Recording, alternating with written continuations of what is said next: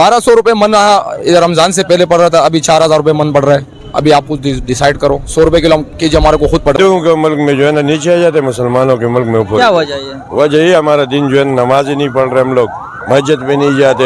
नमाज से 100 बंदे खड़े हैं तो बहन जो मदद में 20 बंदे नमाज नहीं पढ़ रहे, 80 बंदे आराम से घूम रहे फिर रहे, बोल रहे दे देगा अल्लाह। हमारा पाकिस्तानी मुल्क ऐसे रमज़ान के महीने में हर बंदा ये बोलते कि हम 50 रुपए दुगना कमावे। रमजान आ गया, हम चाहते हैं कि ये सस्ता हो जाए रोजादारों के लिए, लेकिन आवाम को तो काफी शिकवे गिले हैं कि यार ये रेट अचानक ये बढ़ जाते हैं। ये बस क्या करें, हम भी मजबूर है, पीछे से मंडी से ये रेट बढ़ जाते।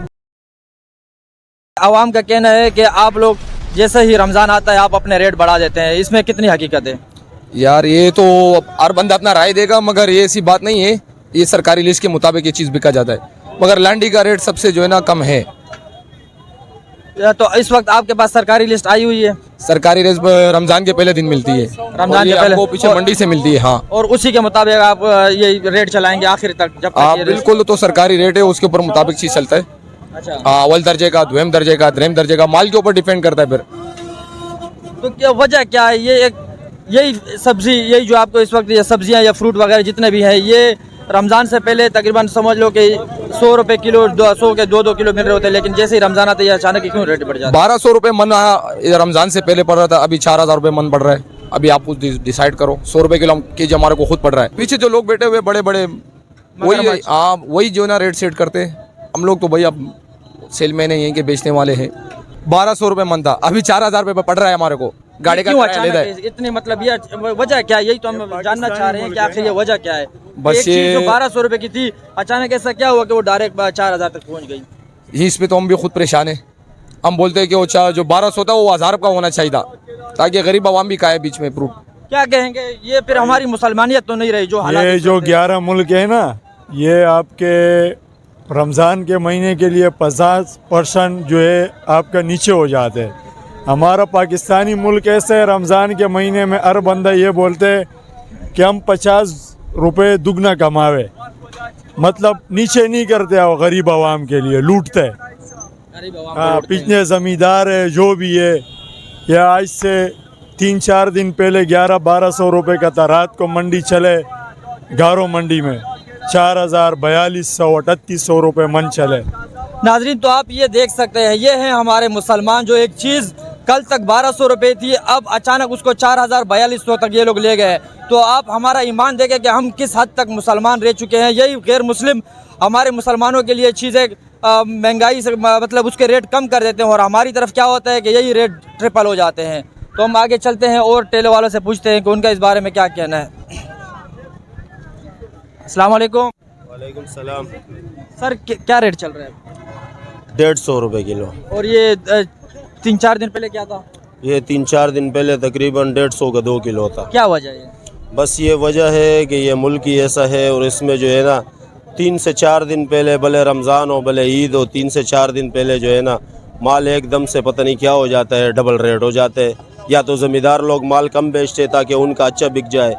ये हर साल यही होता है। तो आप लोगों के पास ये लिस्ट आया, अभी रमज़ान के पहले दिन से आना शुरू हो जाएगी? हाँ, चलें ठीक है। इससे भी डबल रेट होगा। सरकारी रेट इससे भी 20-25 रुपये ऊपर लिखा है। सरकारी रेट इससे भी डबल ट्रिपल होगा। अस्सलाम वालेकुम। वालेकुम सलाम। आमिर साहब, ये बताइएगा क्या क्या इस वक्त क्या दर्जन चल रहा है? किनो का 200 रुपये दर्जन। और ये 2-3 दिन पहले क्या था? 2-3 दिन पहले 300 था, 250 था।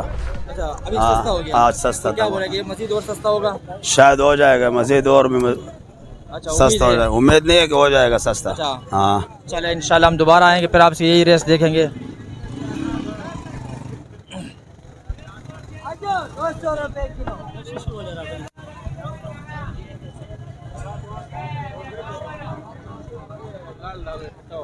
अस्सलाम वालेकुम बाबा। वालेकुम सलाम। बाबा क्या रुपए किलो?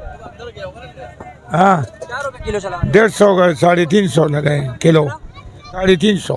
350 रुपए किलो। तो ये 2 दिन पहले क्या था? 2 दिन पहले कितना रेट था? 400-500 था। अच्छा, अभी कम हो गया? आगे ये मजीद और कम होगा इंशाल्लाह होगा। अच्छा, हमारे ठेले वालों भाइयों का कहना है कि ये रेट मजीद बोलते हैं सस्ते होंगे, लेकिन आवाम काफ़ी हद तक मायूस है। यहाँ से हम और भाइयों से जानते हैं कि इनका इस बारे में क्या कहना है। अस्सलाम वालेकुम। वालेकुम सलाम। सर क्या क्या रेट चला रहे हैं? 100 रुपये पाव सर। 100 रुपये पाव।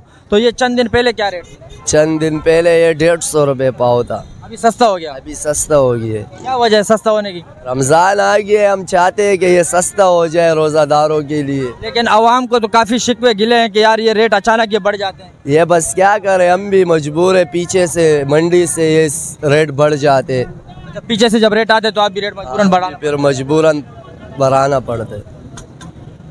चले नाजरीन, तो आगे मज़ीद चलते हैं और ये भाइयों से हम बात करते हैं कि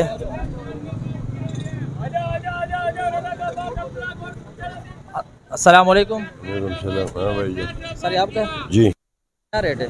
100 रुपये किलो। 100 रुपये किलो। तो सर क्या ये रमज़ान में भी यही रेट रहेगा या इसको डायरेक्ट ये बढ़ जाएगा? हो सकते 10-20 रुपये बढ़ जाए। अच्छा 10-20 रुपये। रेट लिस्ट है आपके पास कि अभी नहीं आई? अभी नहीं है, आएगी, रमज़ान में आ जाती है। कल आ जाएगी इंशाल्लाह। अक्सर अगर न रहा दिमड़ा मुई अच्छा अक्सर आवाम का शिकवा है कि ये जब रमज़ान आता है तो ये डायरेक्ट रेट बढ़ जाते हैं फ्रूट के, मतलब हमारी पहुंच से बाहर हो जाते हैं। क्या हिंदुओं के मुल्क में जो है ना नीचे आ जाते, मुसलमानों के मुल्क में ऊपर। क्या वजह है? वजह ही हमारा दिन जो है नमाज ही नहीं पढ़ रहे हम लोग, मस्जिद पे नहीं जाते। नमाज से 100 बंदे खड़े हैं तो बहन जो मदद में 20 बंदे नमाज नहीं पढ़े, 80 बंदे आराम से घूम रहे फिर रहे, बोले दे देगा अल्लाह। मतलब अभी हमारे ईमान की कमजोरी है। अब नहीं मान। आपने दुकानदारों की और ठेले पतारों वालों की भी बातें सुनी, उनका यही कहना है कि ये रेट ऊपर नीचे होते रहते हैं। एक पतारे वाला को तो ये भी कहना था कि यही रेट पहले 1000 का था, अब डायरेक्ट 4,4200 तक पहुंच गए। तो हमारी हुकूमत वक्त से गुजारिश है कि इसको कंट्रोल किया जाए और गरीब आवाम के लिए कुछ रिलीफ दिया जाए। मुझे अपने कैमरामैन सुफियान बंगश के साथ दीजिए इजाज़त। ज़िंदगी रही तो फिर मिलेंगे। अल्लाह हाफिज़।